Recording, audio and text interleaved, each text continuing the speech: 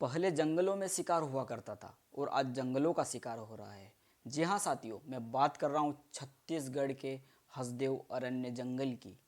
जी हाँ साथियों, मैं बात कर रहा हूँ वहाँ के पर्यावरण की, मैं बात कर रहा हूँ वहाँ के आदिवासियों की, मैं बात कर रहा हूँ वहाँ के वन्यजीव प्राणियों की। नमस्ते, जोहार, मैं प्रशांत मुजाला स्वागत करता हूँ आपके अपने YouTube channel Indian tribe track में। साथियों, अडानी जैसे बड़े बड़े उद्योगपतियों को फ्री फंड में हसदेव जैसे बड़े बड़े जंगल काटने के लिए दे दिए जाते हैं। हसदेव अरण्य जंगल। साथियों, ये जंगल लगभग 138 हेक्टेयर 138 हेक्टेयर में फैला है। यहाँ पर 500 से अधिक स्वचालित मशीनों के द्वारा पुलिस कर्मियों की मौजूदगी में 52 हेक्टेयर के पेड़ काटे जा चुके 52 हेक्टेयर के पेड़ काटे गए हैं और 39 हेक्टेयर के पेड़ अभी काटना बाकी है। 39 हेक्टेयर के पेड़ अभी काटना बाकी है। साथियों,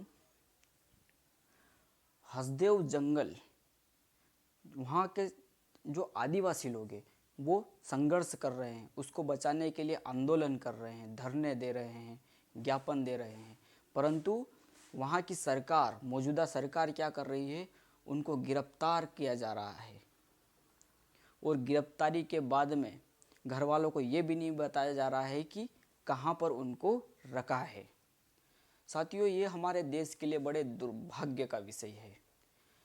वर्तमान सरकार और जो पहले थी वो सरकार, दोनों ने हसदेव जंगल के लिए एक दूसरे के आरोप प्रत्यारोप लगाने चालू कर दिए हैं। साथियों, अडानी जैसी कंपनी को कोल माइनिंग के लिए, एक अपने स्वार्थ के लिए, या फिर कह सकते हैं कि एक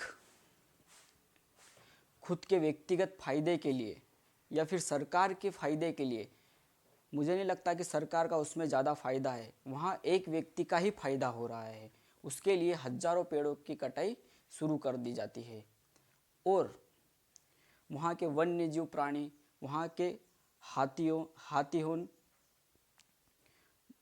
हाथियों को कैसे बचाया जाएगा, इस बात पर भी विचार विमर्श नहीं किया जा रहा है। साथियों, हसदेव अरण्य के जंगल 1 साल 2 साल में तो कहीं बनते नहीं है, सैकड़ों हजारों सालों लगते हैं उनको बनने में। और ऐसे जंगल बनाए नहीं जाते हैं, वो प्राकृतिक होते हैं, वो सदियों से चले आते हैं। उन जंगलों की रक्षा करना ही हमारा कर्तव्य होना चाहिए, परंतु आज वहाँ कोल माइनिंग के लिए उन पेड़ों को, उन बड़े बड़े जंगलों को काटा जा रहा है। छत्तीसगढ़ में हसदेव अरण्य जंगलों को मोदी के घोषणा पत्र में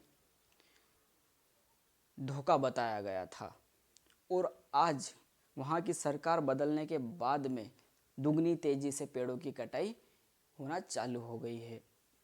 साथियों, वहाँ के लोगों को और जनता को ये आशा थी कि सरकार बदलने के बाद में इस कोल माइनिंग से या फिर कोयला खदान पे रोक लगा दी जाएगी, परंतु ऐसा नहीं हुआ और दुगनी रफ्तार से काम चालू हो गया। पहले वन विभाग के कर्मचारियों को और पुलिस विभाग को पेड़ों की संरक्षण के लिए कहा जाता था, पर आज उन्हीं पुलिस कर्मियों की मौजूदगी में पेड़ों की कटाई करने के लिए कहा जा रहा है।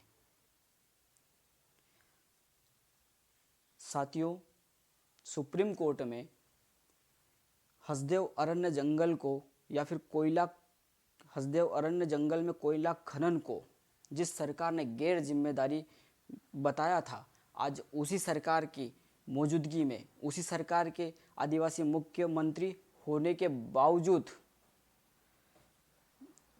आदिवासियों को वहाँ से उजाड़ा जा रहा है, वहाँ के पेड़ काटे जा रहे हैं। लोगों को आशा थी कि बदलाव होगा, परंतु ऐसा नहीं हुआ और ये हमारे देश के पर्यावरण के लिए खतरा है साथियों। अपने आने वाली पीढ़ी के लिए खतरा है। हसदेव जैसे जंगल का संरक्षण किया जाना चाहिए, न कि काटा जाना चाहिए। साथियों, हसदेव जैसे जंगल हजारों सालों में बनते हैं और यहाँ पर आदिवासी लोग निवास करते हैं, सैकड़ों सालों से निवास करते हैं। उनकी ग्राम सभाएं होती है, ग्राम सभाओं की मंजूरी के बिना वहाँ पर कोई काम नहीं किया जाता। फिर भी उनके अधिकारों को छीनकर जंगलों को काटना कम नहीं हुआ है।